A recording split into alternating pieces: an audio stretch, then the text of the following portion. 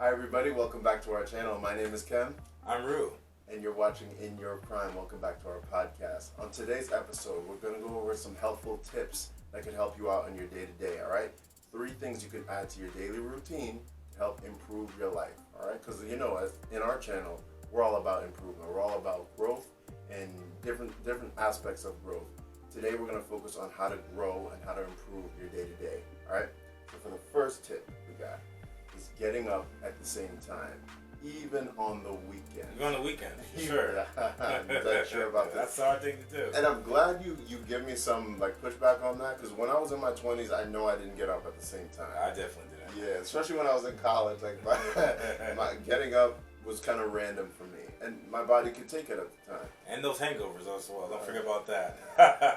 I kind of want to forget about that, honestly. But in all honesty, I think getting up at the same time can be helpful for anyone at any age. Absolutely. And here's why I say that. It helps you to work with the circadian rhythm of your body, right? So as we know, your body naturally wants to go to sleep at a certain time, and the more consistent you are with going to sleep at a certain time, the more tired it's going to feel at that time. Absolutely. The more you wake up at a certain time, also, it kind of triggers your body to be able to wake up on its own at that time. I'm at a point where finally I've been able to get down a good nighttime routine to the point where I go to sleep at the same time and I wake up at the same time. I don't even need an alarm to wake me up anymore. As we know, sometimes setting up an alarm in the morning, it can kind of cause a little bit of anxiety because it wakes you up. It gives you that burst of adrenaline that you need to get up, right? Absolutely. But I don't always want to be woken up by a big freaking alarm. There's times I just kind of want to wake up peacefully and then do whatever morning routine you need to do.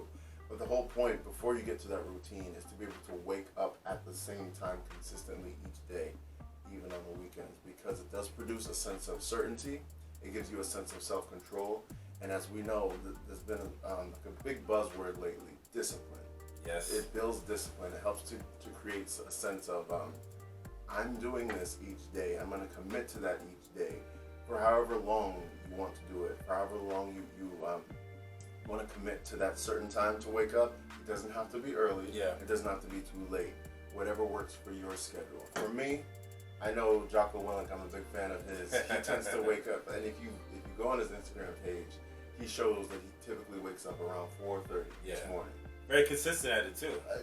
He's a master at that. As you could think, he's a former Navy SEAL, right? So he should be. You have to be. Yeah. I typically wake up at around 4:30 as well, and then I go to the gym first thing in the morning before work. See? He wakes up even earlier than I do. Early bird.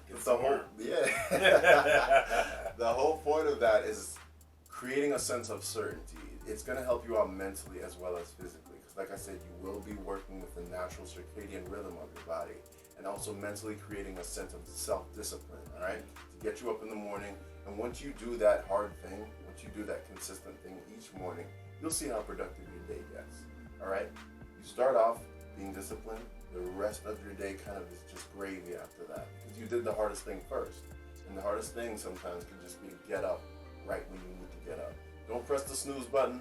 Don't go back to sleep for another 5 minutes, because we know 5 minutes typically turns into 10. Exactly. All right? So an hour. Sometimes too, and then you're late for whatever you needed to do.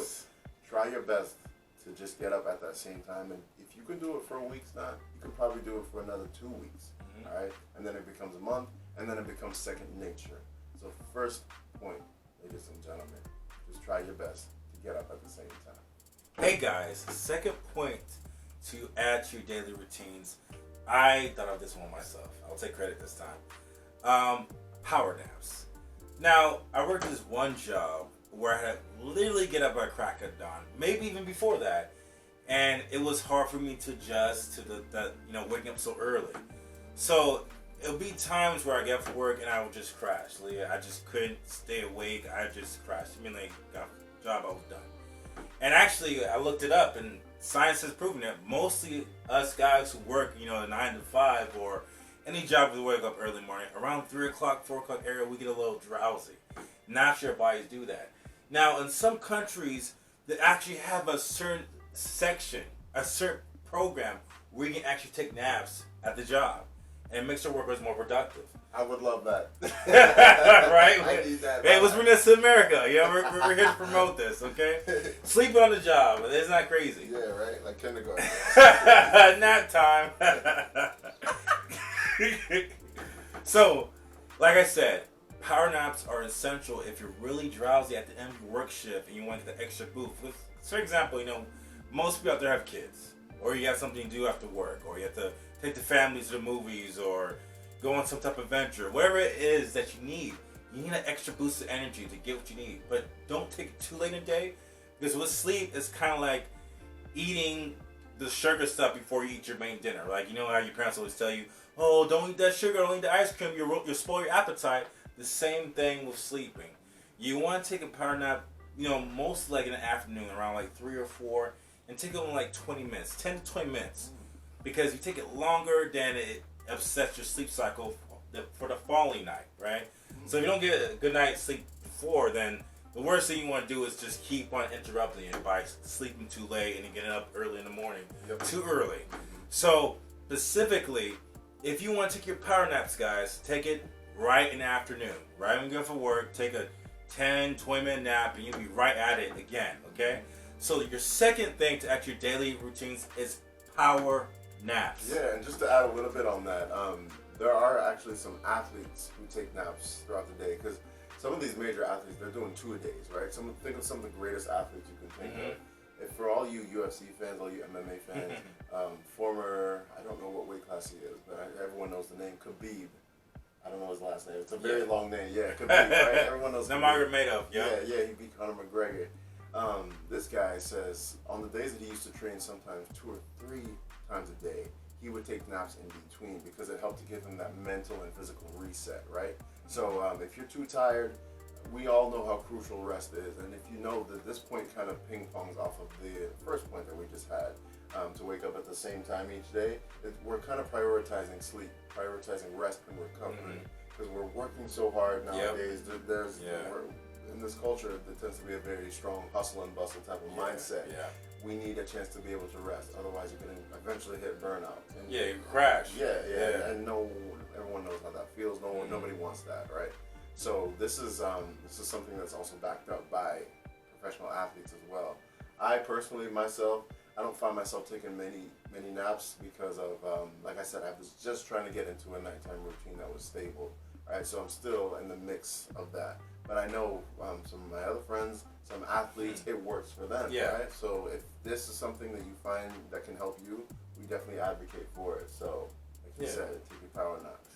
Of course, guys, everyone's different. Like, if you already have your set sleep routine and it seems to be working out for you, then don't worry about the power naps. But if you feel like you need an extra, like, restart at the end of your day to power you back up and get back at it, then I think power naps are essential for you. Remember, 10 to 20 minutes. You don't want to get it further because then you get deep into the REM cycle and deep sleep, and then it resets your whole rhythm of sleep, and then it's hard to get back in the cycle after that. So again, guys, power naps. Hope that helps you guys. One more thing, though. A lot of us like to rely on those sugary drinks, right? Like the Monsters, the Red Bulls. I'm not gonna lie, I've tried them before, the 5-hour energies, especially if you're pulling an all-nighter. If you're in college, if you're working like a 16-hour shift, sometimes you need that extra boost, right? To get your energy levels back up. So we tend to use those things to help us in that regard. Here's what ends up happening, though. We end up relying on those things because it works so well the first time. It's gonna keep working well for us the next few days, and then the next few days. You come reliant on it. You see what I'm saying? All that sugar is just eventually going to accumulate in your body and turn into fat. We're not burning enough of it. Yes, we're working, we're active, but the more we rely on those things, the more we're not kind of working with the natural forces of our body. And your body is, trust me, you have the greatest machinery right there in your possession, all right? We just got to learn how to work with it. So taking those small little naps can help to reduce the use of those sugary cravings, those sugary drinks, because following them sometimes ends up being like this crash, right? Because you got this big burst of energy, and then what happens when it loses its effect? You kind of end up crashing. And then sometimes you need to take more than one. You end up taking 2 a day. No more of that, right? Not good for your heart either. It's not good long term. So let's try to focus more on how to work with our body and taking those power naps. Okay, guys, welcome back. And for the third point consists of creating a system. All right, and what we mean by that is, to say creating a system is almost like establishing a routine, establishing something that that you can commit to throughout the week, throughout the day, throughout the month. All right, so to create a system could fall into different avenues, like your exercise routine. What's your exercise routine going to look like? Try to plan that out by the weekend to know what the rest of your week can look like. That will also help to create some sense of consistency in your brain, and also to help to reduce temptation and reduce anxiety, right? Yeah, lots of stress. Yeah, most of the time when we're stressed out, it's not because we have so much going on. Like, a lot of us have busy lives. We're just kind of unorganized. Yeah, we don't know what to do next. We're thinking of so many different things in our head, when in reality, if we just kind of wrote that down on paper, had that down on a book, you would see how much that actually helps to relieve some pressure and just kind of brings a weight off your shoulders in some ways. So what I like to do is, you've seen me do this before. I like to create a workout schedule as to what body part I'm going to work that day. Monday through Friday tends to be a lot different, and you never know what can pop up. So I like to create what I'm going to work during that day. Also, and this is just me, I like to write down what I'm going to eat for that day, okay? And I'm a person, like, my life, I don't want to say it's monotonous, but monotony is part of creating a system. It's part of kind of doing the same thing every day. So not only do I know what I'm going to eat every day, I kind of eat the same things every single day. Except for weekends, I give myself an allotment to change things up. But I would say I like to know what I'm going to eat and when I'm going to eat it every few hours or so. That helps it speed up my metabolism, keep it consistent, and also helps to burn fat. But it also helps, like we're saying, to keep a sense of consistency and to know what I'm going to eat. So I don't have to keep planning, like, okay, when I get home, I got to cook this, I got to cook that. I already know what's on the schedule because I wrote it down. And then on the way home, I also won't fall into temptation by all those different fast food restaurants that we see, you know? It can be tempting. Like, you're driving home after a long day. Like, I mean, I just worked that 10-hour, 15-hour shift. Yeah. Like, oh, McDonald's has a new breakfast sandwich. You're like, oh, no, I can't do it. Bro, the McRib is back. Like, they make it so easy for you because it's convenient. Yes. And it tastes good if we're not going to lie here. But at the same time, think of the long-term effects. Think of your long-term goals. Are those things in alignment with what you want to do long-term? And if they're not, it might be better to create a system. And we just got past the holidays, right? Yep. So around the holidays, when you're on vacation, everything's up in the air. Like, you know what hotel you're going to be staying at, B&B, families, friends, whatever. And you know the location where you're going to be, but you don't necessarily know what restaurants are going to be. You don't know what type of grocery stores will be there. I'm sure you're going to pack a little bit of food, but for the most part, you want to go out and eat. Right?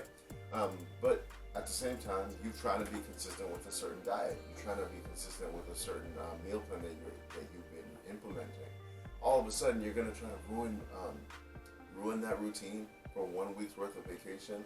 You don't have to look at it that way. You can say that, okay, I'm going to give myself the allotment to eat whatever I want during this vacation time, but then go back to it as soon as I'm done, right? Go back to whatever you planned to do to begin with. Or even on vacation, you can plan certain meals that you want to eat, certain meals that you might prepare for yourself. But then that night, go out for dinner and go out and get some drinks and have fun, you know, like let loose. Like, just, good to enjoy life sometimes. Absolutely. You know what I mean? You need that 80-20 work-life balance. Otherwise, you can't just be a monotonous drone your whole life. Even the most dedicated bodybuilders and whatnot, the athletes that you see out there, they will allow themselves to change up their routine every now and then. But they planned it, all right? They didn't just impulsively do this one day and then the next day feel all guilty about it. They planned it. And planning it also helps to reduce that guilt because you already knew you were going to eat out. You knew you were going to do this because you created that system. You created a plan, stick with that plan, change it up every now and then if you need to. But creating that plan helps to create a sense of consistency, a sense of certainty, and reduce a lot of those negative emotions, anxiety, guilt, things like that. One thing I heard, I really like, it says that fate rewards the prepared. That means if you prepare ahead of time, you know, the odds more likely be in your favor when it comes to anything, right? Our life is full of chaos, full of unpredictabilities that come up in our everyday life. But we have some sense of stability. It helps us through the common day. You know what absolutely. So you see what I'm saying here? Discipline is great. They say discipline equals freedom. Like you said, fate rewards those who, kind of prepare. I understand. At the same time, prepare to change things up. Prepare to have a certain length of consistency, and then prepare to have a certain length of variety. Yep. All that means is that you're creating a system for that. You planned it. It's within your control. So you're putting the power back within your hands, putting that responsibility where it should be. All right. Not external stressors. Don't worry about them so much. Focus on what you can control. Yep. Be in your prime with that. All right. So that's the third tip. Everyone, so I hope you liked that. That was 3 things to add to your daily routine. You know, we want to make this channel informative. We want to make this channel helpful. Yeah. We also want to make this channel realistic. We're not expecting you to go out there and be perfect. You don't need to add all these 3 things. Add whatever kind of resonates with you. Add whatever you can implement today.